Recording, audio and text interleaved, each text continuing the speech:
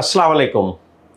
অবাঞ্ছিত লোম, মেডিকেলের ভাষায় যাকে হার্সুইটিজম বলে বা আনওয়ান্টেড হেয়ার, অর্থাৎ সোজা কথায় বলতে গেলেই মহিলাদের যদি পুরুষের মতো মুখে লোম গজায়, একে আমরা আনওয়ান্টেড হেয়ার বলতেছি। তবে মুখ বাদ দিয়ে অন্যান্য পার্টেও হতে পারে। এটা কেন?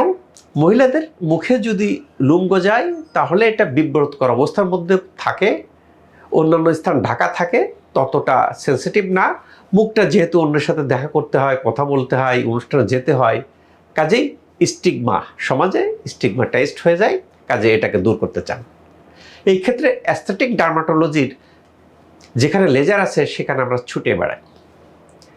আগে জানতে হয় যে আমার এই যে মুখে লোম গজাচ্ছে কেন, কারণটা কি?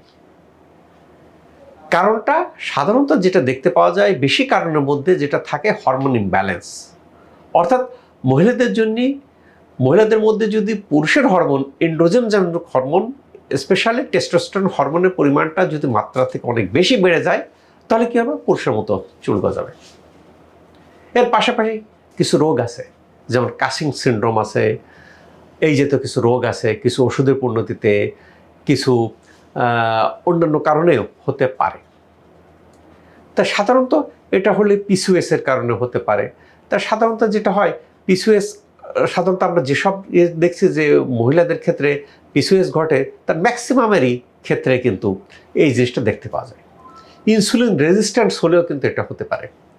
এখন পিসিওএস হলে কি যাদের চুল গজাচ্ছে প্রত্যেকের কি পিসিওএস আছে? না, এটা না। তবে পিসিওএস হলে এরকম দেখতে পাওয়া যায়, ওভারওয়েট হয়, আপনার ওভারিতে চেঞ্জ আসে, লোমের চুল গজাচ্ছে। কাজেই এই ক্ষেত্রে শশী হাসপাতালটা স্বতন্ত্র কেন, সেটাকে ডায়াগনোসিস করা হয়। যদি দেখা যায় যে পিসিওএসের কারণে হচ্ছে, হরমোন ইমব্যালেন্সের কারণে হচ্ছে, তাহলে এগুলি কিছু লাইফস্টাইল, ওজন থেরাপি, ডিটক্স নিলে ভিতর থেকে ওটা ভালো হয়ে যায়। আর মুখে যেটা অবাঞ্ছিত লোম, সেটা দূর করার জন্য যে বর্তমানে ওয়ার্ল্ডে যে লেজারগুলি প্রচলিত, এর মধ্যে যে লেজারটাতে ইফেক্টিভ, সেই লেজার দিয়ে ট্রিটমেন্ট দেওয়া হয়। অর্থাৎ শুনতে খুব ভালো শোনা যায়, কি স্যার? বায়ো লেজার, কি Alexandrian laser, এন্টিয়াগ laser, diode laser. Sir আজকে বায়ো লেজার দিয়ে করাইছি, কাজ হচ্ছে না। আলেকজান্দ্রিয়ান লেজার দিয়ে করাইছি, কাজ হচ্ছে না। কেন? এটা কাজ হবে কি না হবে দুইটা জিনিসের উপর ডিপেন্ড করে। একটা হলো মেশিনটা যদি নির্দিষ্ট ফ্রিকোয়েন্সির ওয়েভলেন্থ প্রডিউস করে, যেটাতে আমাদের লোমের যে লোমকূপের গোড়া আছে এপিডার্মিসের মধ্যে, সেটা যদি ডিস্ট্রয় হয়ে যায় এবং যিনি দেখছেন তিনি যদি এক্সপার্ট হন, কথা বোঝা গেছে। এখন আমি যে মেশিনটাই ইউজ করি না কেন, মেশিনের দোষ না।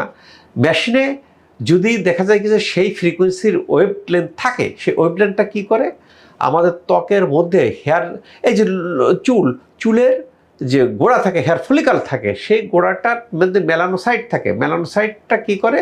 মেলানোসাইটের মেলানিনটা এই ওয়েভলেন্থটাকে আকর্ষণ করে অ্যাবজর্ব করে কী করে? সে কনভার্ট করে। কি কনভার্ট করে? এই যে ওয়েভলেন্থটাকে কনভার্ট করে হিটে প্রডিউস করে। হিট হয়। হিট হলে কি হয়?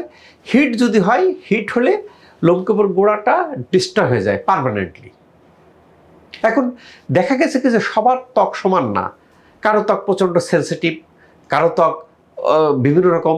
এর উপর ডিপেন্ড করে যে আপনার কতটা সেশন লাগবে, বা এর সাথে আরও কিছু ইউজ করতে হবে কিনা, বা প্রিপারেশন লাগবে কিনা। সবার ক্ষেত্রে সমান হয় না, আবার সবার লাইফস্টাইলও সমান না। এখন দেখা গেছে কি যে সবচেয়ে ইফেক্টিভ যে লেজারটা, সেটাই শশী হাসপাতালে আলহামদুলিল্লাহ আছে।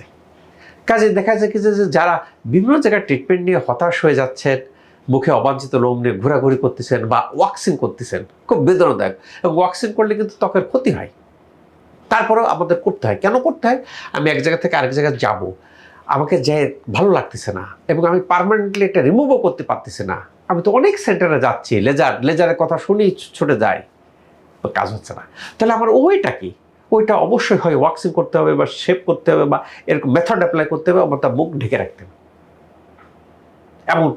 এখন একটা বিশ্বস্ত স্থান চলে আসছে, শশী স্কিন কেয়ার।